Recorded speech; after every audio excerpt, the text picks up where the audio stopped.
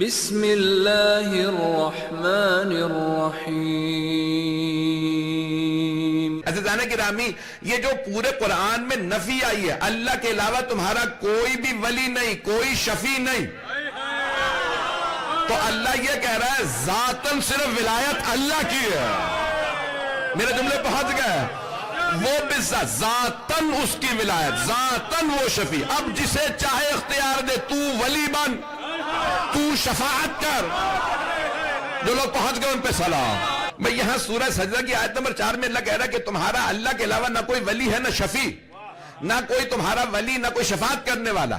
آئیے ذرا سورہ بقرہ آیت نمبر 255 میں اللہ فرماتا ہے من ذا الذی یشفع عندہ، کس کی مجال ہے اس کے سامنے شفاعت کرے، الا باذنہ، سوائے ان کے جن کے پاس اللہ کا اذن ہے۔ جو پہنچ گئے، جو لوگ پہنچ رہے ہیں، میں اتنا کھول کے پیش کر رہا ہوں۔ اب وہ لوگ یہی آیت جب پڑھیں گے کہیں گے نہ اللہ کے علاوہ کوئی ولی ہے، اللہ خود کہہ رہا ہے کوئی ولی نہیں، کوئی شفیع نہیں ہے، کوئی شفاعت کرنے والا۔ پھر اللہ خود ہی کہہ رہا ہے کون روز قیامت اس کے سامنے، اللہ کے سامنے شفاعت کرے گا، سوائے ان کے جنہیں اللہ اذن دے دے، جنہیں اللہ اجازت دے۔ اللہ کسی کو اجازت دے نہ دے، محمد و آل محمد۔ اب میرے دو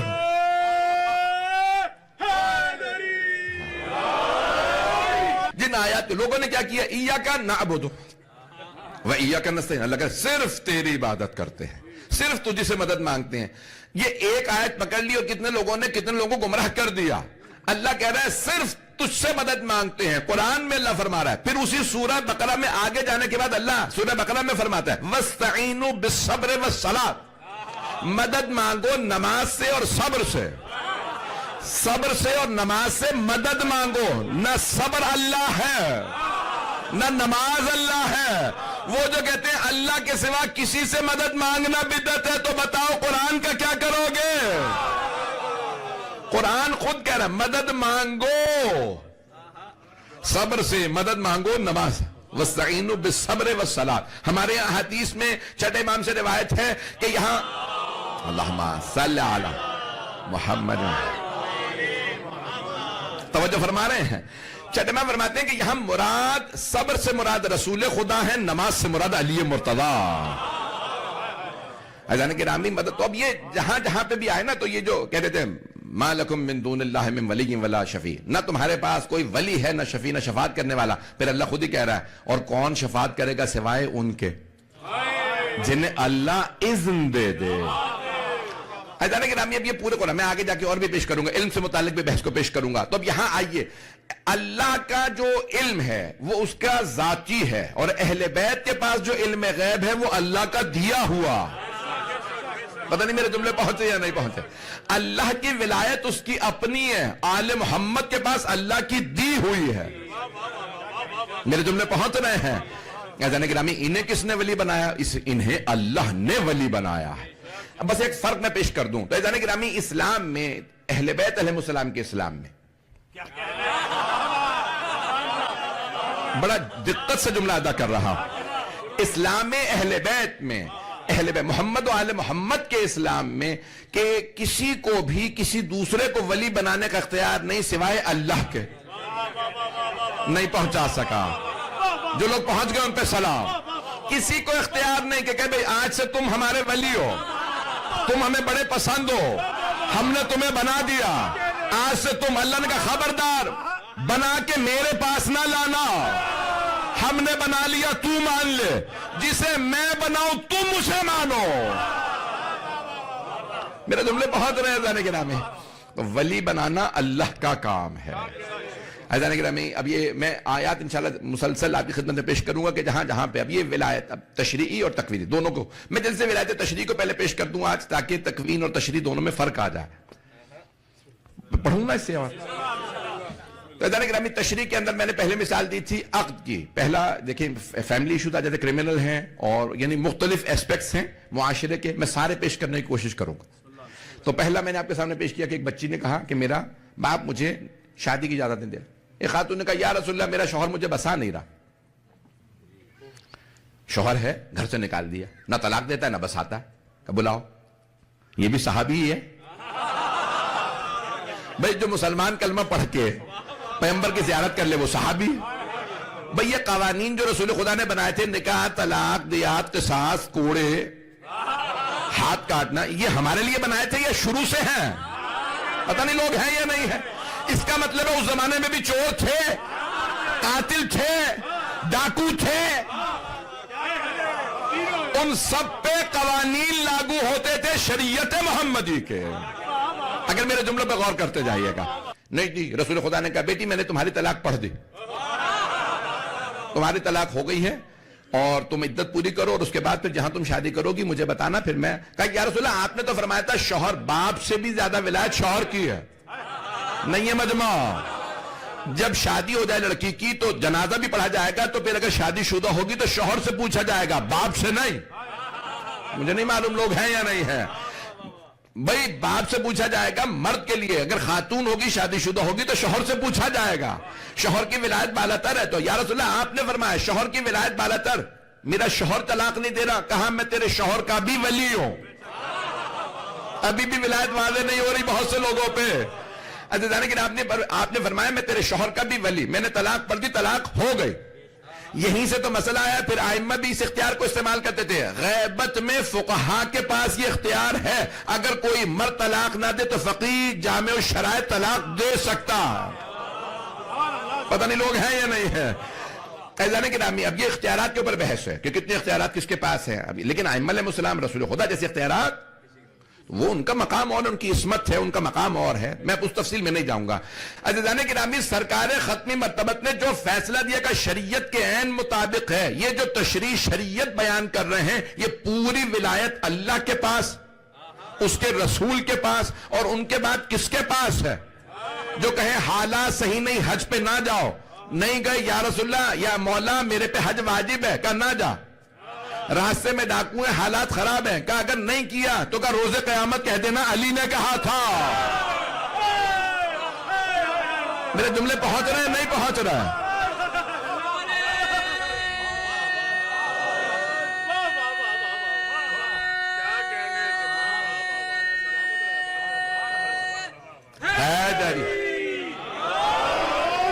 توجہ فرما رہے ہیں سیدانی کرام، لیکن میں نے آپ کو کتنی مثالیں دے دی ہیں کہ ہر لحاظ سے یہ ولایت تشریع۔ اب یہ ولایت تشریع بھی کبھی آج کوئی مالک ہے، کوئی کہہ سکتا ہے کہ شریعت کا میں مالک ہوں؟ خدا کی قسم وہ افراد جو ہمارے تمام مسلمان بھائی کہتے ہیں کہ ہر حکمران اولی الامر ہے، کہتے ہیں یہ خدا کی قسم وہ کہتے ہیں کہ جو بھی آ جائے گا اس کی اطاعت کرنی چاہیے، جو بھی حکومت میں آ جائے۔ تو کیا یہ تمام کے تمام بادشاہ، یہ صدر، یہ وزیر اعظم، اگر یہی اولی الامر ہیں جو قرآن نے کہا، یعنی اللہ سبحانہ تعالیٰ نے حکم دیا نا مسلمانوں کو کہ اطیعوا اللہ و اطیعوا الرسول و اولی الامر منکم، اپنے میں سے اولی الامر کی اطاعت کرو۔ عزیزان گرامی ہمارا عقیدہ یہ ہے، یہ معصوم علیہ السلام سے متعلق ہے۔ اگر بادشاہ، وزیر اعظم، صدر مملکت صاحب جو خودی شریعت کے پابند نہیں، اللہ اگر ان کی اطاعت کا حکم دے تو ہم شریعت سے خارج ہو جاتے ہیں۔ مجھے نہیں معلوم میرے جملے پہنچ رہے ہیں نہیں؟ ان میں سے کتنے شریعت کے پابند نہیں ہیں، جنہیں کچھ شریعت کا معلوم بھی نہیں ہے، جن کا اپنا ہم سے برا حال ہے، وہ ہمارے اولی الامر کیسے ہو سکتے ہیں؟ مجھے نہیں معلوم میں نے اس بات کو پہنچایا یا نہیں پہنچایا۔ اگر کہیں گے تو ایک مثال دے سکتا ہوں اس پہ۔ کتاب کا نام ہے الفین، 1000 دلیلیں دی ہیں مولا کی افضلیت پہ، اور 1000 دلیلیں دی ہیں بلا فصل ہونے پہ۔ پتہ نہیں لوگ ہیں یا نہیں ہیں؟ کہنا بڑا آسان ہے، میں آپ میں سے بھی کہہ دوں نا کہ میں مہینہ دے رہا ہوں، ذرا 100 دلیلیں لکھ کے لا دیجیے، عزیزان گرامی بڑا مشکل ہوگا۔ 1000 دلیلیں دی مولا امیر المؤمنین کی افضلیت پہ، اور 1000 دلیلیں لکھی ہیں علامہ حلی نے مولا کے بلا فصل ہونے پہ۔ تو عزیزان گرامی ان کی، اور وہ کہتے ہیں ان کے بیٹے فخر المحققین ان کے بیٹے ہیں علامہ حلی کے، وہ کہتے ہیں میں نے اپنے بابا کو خواب میں دیکھا تو پوچھا کہ کیا حساب کتاب ہوا آپ کا؟ کہ 2 چیزوں نے بخشوا دیا، 2 چیزوں نے، کہ زیارت الحسین و کتاب الالفین۔ یہ جو پابندی سے 40 پہ حسین ابن علی کی زیارت پہ جاتا تھا اس نے بخشوایا، اور دوسرا فرشتوں نے کہا تو نے علی کی شان ایسی لکھی ہے کہ علی نے کہا اسے بخش دو۔ پتہ نہیں لوگ ہیں یا نہیں ہے؟ اب یہ میں ایک دلیل پیش کرنے لگا ہوں، خاص طور سے اپنے نوجوانوں، اپنے بھائیوں، بچوں کے لیے خاص طور سے دلیل پیش کر رہا ہوں. تھوڑی سی ٹیکنیکل ہے، یعنی لاجیکل ہے، یعنی منطق و فلسفے پہ بیسڈ ہے. عقلی دلیل ہے، قرآن اور حدیث، قرآن نہیں ہے بلکہ عقلی دلیل ہے. اس کو غور سے سنیں گے اور انشاءاللہ محظوظ ہوں گے. جو سمجھ جائے گا وہ اپنا یقین میں اضافہ محسوس کرے گا. میں محبت کا آپ کے ممنون ہوں کہ میرے ٹوٹے پھوٹے الفاظ کو قبول فرما رہے ہیں. اذان گرامی، علامہ ہلی کہتے ہیں کہ اگر جو رسول خدا کی جگہ کے بیٹھ رہا ہے، جو ولی کہ میں ولی ہوں تمہارا امت کا، وہ یہی کہہ رہا ہے اور کیا کہہ رہا ہے؟ میں اولی الامر ہوں، میں ولی ہوں آنے والا. اگر ممکن ہے، یعنی تین اس کے لیے سناریوز ہیں عقلی لحاظ سے، یا لازمی طور پہ گناہ کرے گا، یا ممکنہ گناہ کرے، یا ناممکنہ گناہ کرے. اب وہ کہتے ہیں کہ بھئی اگر لازمی ہے کہ گناہ کرے تو امت سے بدتر ہے. کچھ لوگ پہنچ گئے، تھوڑی سی توجہ. اگر لازمی ہے، if it is necessary that he sins, he is worse than the ummah. امت سے بدتر ہے. کیوں؟ کیونکہ امت کے لیے ممکنہ گناہ کریں، ممکنہ گناہ نہ کریں. جو امت سے بدتر ہو، امت کا ولی کیسے ہو سکتا؟ بھئی میرے جملے پہنچ رہے ہیں یا نہیں؟ جملے پہنچ گئے؟ اذان گرامی، علامہ ہلی نے عقلی دلیل سے مولا امیر کے بلا فصل ہونے کو ثابت کیا ہے. مجمع کی توجہ میرے ساتھ. کہتے ہیں یا تو جو کہے نا میں ولی ہوں، لازمی ہے کہ گناہ کرے. اگر لازمی طور پہ گناہ کرے تو امت سے بدتر. جو امت سے بدتر تو وہ امت کا ولی. نمبر دو، ممکن ہے گناہ کرے. اگر ممکن ہے کہ گناہ کرے تو امت جیسا ہے.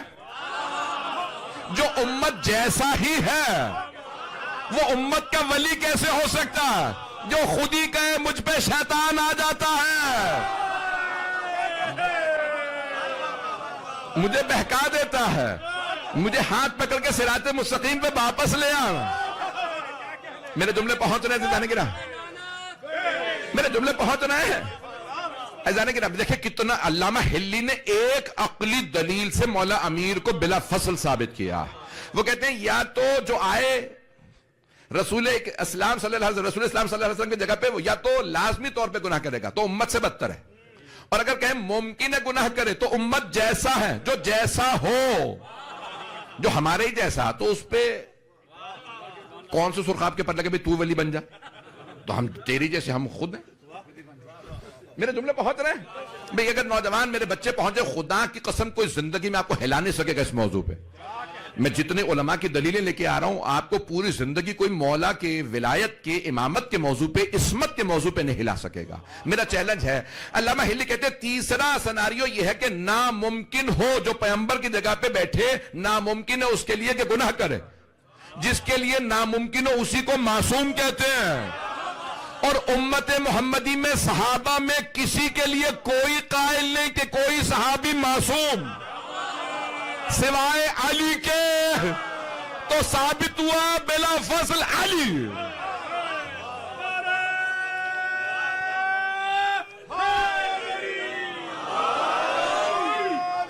توجہ فرما رہے ہیں جانے گرا. ایک عقلی دلیل،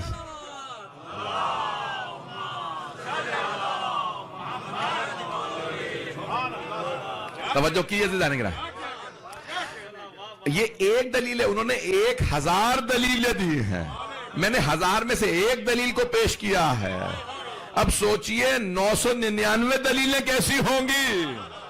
علامہ ہلی کہتے ہیں یہ ایک دلیل کافی ہے علی کی ولایت ثابت کرنے کے لیے. علی کے سوا کوئی معصوم ہے ہی نہیں. اگر ملیں گے بھی تو علی ہی کی نسل میں ملیں گے. علی کے بیٹوں میں معصوم ملیں گے، اوروں میں معصوم. اچھا یہ ہمارا عقیدہ نہیں ہے، آپ کہیں کہ شیعہ عقیدہ پڑھے جائے. نہیں، یہ پورے مسلمانوں کا عقیدہ. کوئی صحابی معصوم، خدا رسول کی قسم سب مسلمانوں کا یہی عقیدہ ہے. وہ سب کہتے ہیں کوئی صحابی معصوم نہیں ہے. حضرت گرامی کوئی معصوم سوائے اہل بیت علیہ السلام، جن کے لیے آیت تطہیر آئی ہے، جن کے لیے اتنی آیات آئی ہیں جن سے میں مجھے عصمت کو نہیں پیش کرنا آج. میں انشاءاللہ آئندہ کسی آنے والے دن پیش کروں گا. تو عزیزان گرامی اب یہاں دوبارہ سن لیجئے کہ یہ جتنے بھی آپ ولایت کے لیے پہلی شرط ہے کہ وہ بہتر ہو سب سے، حاکم بھی ہو.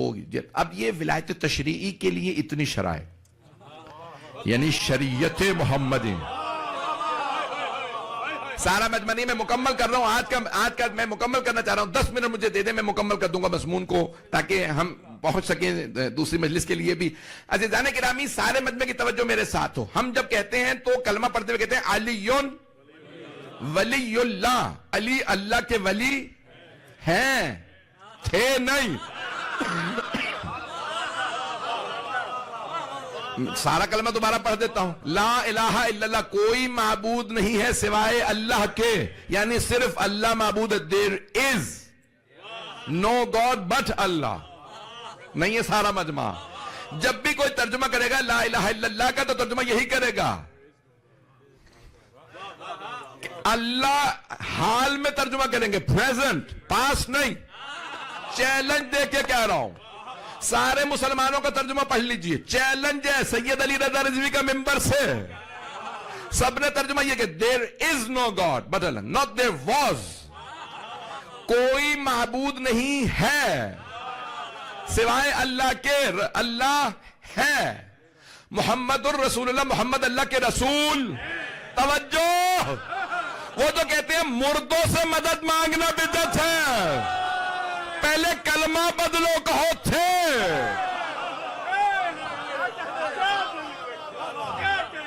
محمد الرسول اللہ، محمد اللہ کے رسول. علی اللہ کے ولی.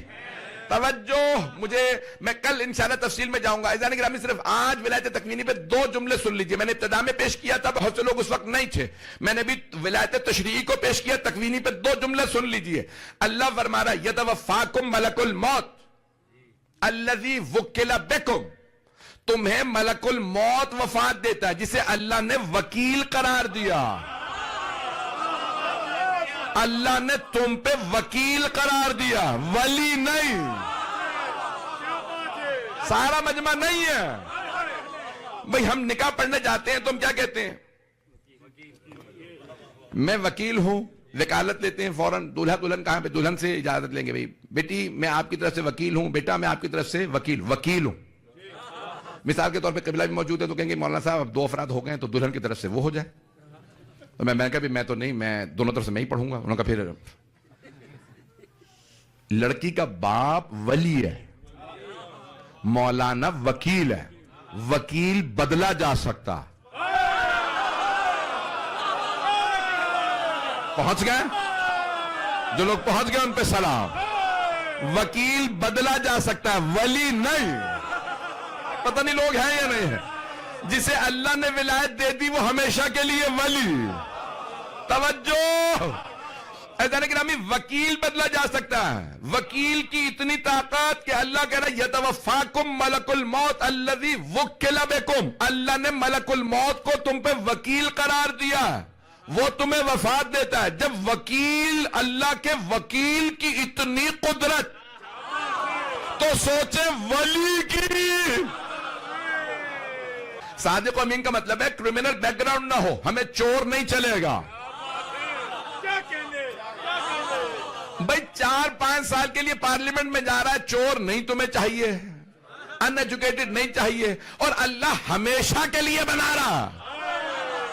اللہ کہہ رہا ہے علی ولی اللہ. قیامت تک جو کلمہ پڑھے گا کہے گا علی ولی اللہ. ہمیشہ کے لیے بنا ہے. تو اللہ کہے گا علم لدنی کا مالک ہو، کردار میں عصمت کبرا کا مالک ہو، سخاوت ایسی ہو کہ بیت المال پہ سانپ بن کے نہ بیٹھے. پیسہ جوڑ کے غنی بننا اوروں کا کیا، پیسہ لٹا کے امیر کہلانا علی کا.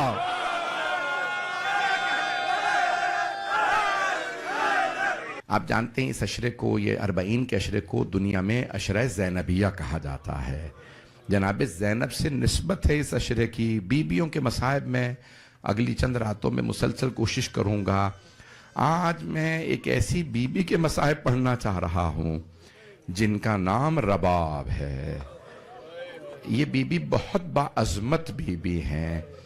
آج میں کیسے پیش کروں؟ 11 محرم کا جب دن نکلا تو ساری بیویاں میدان کربلا میں ایسے بکھر گئیں جیسے تسبیح کے دانے بکھر جاتے. کوئی کسی لاشے پہ رو رہی ہے ہائے علی اکبر، کوئی کسی لاشے پہ ہائے قاسم. اور جناب ام کلثوم بار بار جناب عباس کے لاشے پہ کہہ رہی ہیں ہائے عباس، لیکن روایت کے الفاظ ہیں دو بیویاں کسی لاشے پہ نہیں گئیں، وہ صرف مولا حسین کے لاشے پہ آئیں۔ پہلی بیوی کا نام ہے زینب کبریٰ، جناب زینب صرف مولا حسین کے لاشے پہ آئیں۔ اب میں کیسے پیش کروں آپ کے سامنے؟ بی بی کے مصائب انشاءاللہ کل میں یا پرسوں جب بھی موقع ملا انشاءاللہ پیش کروں گا بی بی کے مصائب کو تفصیل سے، یا شاید شب 40 پڑھوں، مجھے نہیں معلوم کیسے پیش کروں گا۔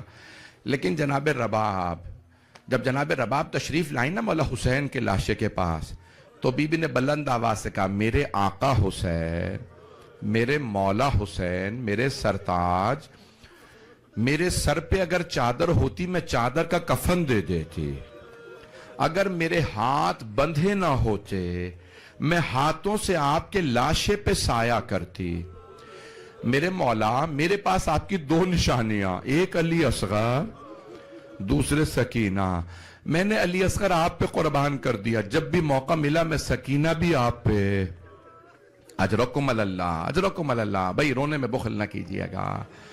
جناب رباب نے ایک مرتبہ مولا حسین سے فرمایا، کہا مولا میں آپ کے لاشے کو تپتی ریت پہ چھوڑ کے جا رہی ہوں، وعدہ کرتی ہوں جب تک زندہ رہوں گی کبھی سائے میں نہیں بیٹھوں گی۔ بی بی نے دوسرا وعدہ کیا، مولا میں جانتی ہوں آپ کو شہادت سے پہلے پانی نہیں پلایا گیا، مولا میں وعدہ کر کے کہتی ہوں جب تک زندہ رہوں گی کبھی ٹھنڈا پانی نہیں پیوں گی۔ عزیزان گرامی، بی بی نے کربلا کے بعد معمول بنا لیا، اب کیسے پیش کروں کہ بی بی کہاں کہاں پہ جب قیدی بنا کے کوفے لے جائے گئے، شام، جب شام سے چلی نا بی بی تو ایک قبر تھی زندان میں جس سے بی بی نے وداع کیا، اور ایسے لپٹ کے رو رہی تھی قبر سے جیسے ماں بچے سے لپٹ کے روتی ہے، اور بار بار دہرا رہی تھی سکینہ آپ کو سب سے زیادہ شوق تھا مدینے جانے کا، بیٹی ہم مدینے جا رہے ہیں، اٹھو ہم مدینے جا رہے ہیں۔ جناب زینب نے بازو پکڑا، مولا سجاد نے، رباب مت روئیے، مولا سجاد نے فرمایا مہدر گرامی بس کیجئے، بس بھی ایک مرتبہ جناب رباب کربلا آئیں چہلم پہ، یہ چہلم کا اشرا ہے، جب آئیں نا چہلم پہ کربلا تو بی بی نے دوبارہ جناب سید الشہداء کی قبر پہ اتنا گریہ کیا کہ مولا سجاد نے پھر آوازی مہدر گرامی مدینے جانے کا وقت آ گیا ہے۔ بی بی نے فرمایا بیٹا سجاد نے مدینے جا کے کیا کروں گے، میرے مولا کربلا رہ گئے، میرا علی اصغر کربلا میں، میری بیٹی شام میں۔ مولا نے سوال کیا مہدر گرامی آپ کربلا میں کیا کیجئے گا؟ بی بی نے فرمایا سید سجاد میں قبروں پہ پانی ڈالا کروں گے، میں قبروں کی صفائی کیا کروں گی، سجاد جب زائرین آئیں گے نا میں انہیں بتاؤں گی میرے مولا کو کہاں کہاں تیر لگے، میرے مولا کا گلا کیسے کاٹا گیا، میں انہیں بتاؤں گی علی اصغر کو تیر کہاں لگا تھا۔ مولا سجاد نے فرمایا نہیں مہدر گرامی میری غیرت برداشت نہیں کرتی میں آپ کو تنہا چھوڑ جاؤں، آپ جانتے ہیں نا ابھی حرم نہیں بنا تھا، ابھی زری نہیں تھی، کہ نہیں مہدر گرامی میں آپ کو تنہا نہیں چھوڑ سکتا، بس بھئی اب میں 2 سے 4 منٹ کی زحمت دوں گا، جتنا مختصر کر سکتا تھا میں نے مختصر کیا، میرا آپ سے وعدہ گھر جا کے بھی یہ مصائب کے جملے سوچیں گے آپ کو رونا ضرور آئے گا۔ بس بھئی بی بی مدینے واپس آ گئیں۔ شیخ محمد مہدی مازندرانی نے معالی السبتین کی جلد نمبر 2 میں لکھا ہے 4 بیبیاں 1 سال نہیں لا سکے، ایک ہی سال میں 4 بیبیاں انتقال کر گئیں۔ پہلی بیبی 4 مہینے میں انتقال کر گئیں، نام رباب ہے۔ کیسے انتقال ہوا؟ ایک دن جناب زینب نے کہا بیٹا سید سجاد اپنی ماں رباب سے کہیے سائے میں آ جائیں۔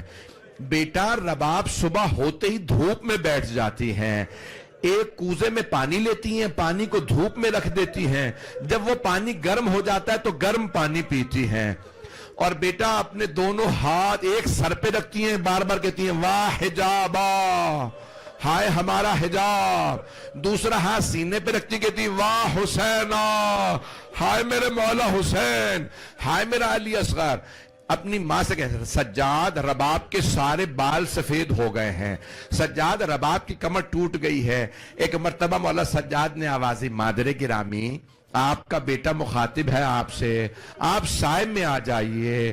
ایک مرتبہ جناب رباب نے سر اٹھا کے کہا، اے سید سجاد، میں نے آپ کے بابا سے کربلا کی تپتی ریت پہ وعدہ کیا تھا، جب تک زندہ رہوں گی میں سائے میں نہیں آؤں گی، میں کبھی ٹھنڈا پانی نہیں پیوں گی۔ مولا سجاد نے آواز دی ایک مرتبہ اپنی پھپھی کو، پھپھی اماں میری ماں کا بازو پکڑے، کہا مادر گرامی اب آپ کا بیٹا نہیں آپ کا امام مخاطب ہے، آپ سائے میں چلیے۔ پھپھی اماں میری ماں کا بازو پکڑیں۔ ایک بازو جناب زینب نے پکڑا، دوسرا بازو مولا سجاد نے پکڑا۔ جیسے ہی جناب رباب کو زمین سے اٹھایا، جیسے ہی دھوپ سے اٹھایا، بی بی نے ہاتھوں کو بلند کیا، ایک مرتبہ ہاتھوں کو بلند کر کے فرمایا، پروردگارا میرے وعدے کی لاج رکھ لے، میں نے تیرے حسین سے وعدہ کیا تھا میں سائے میں نہیں جاؤں گی۔ مولا سجاد نے آواز دی، پھوپھی اماں میری ماں کو لٹا دے، میری ماں دنیا سے آزاد ہو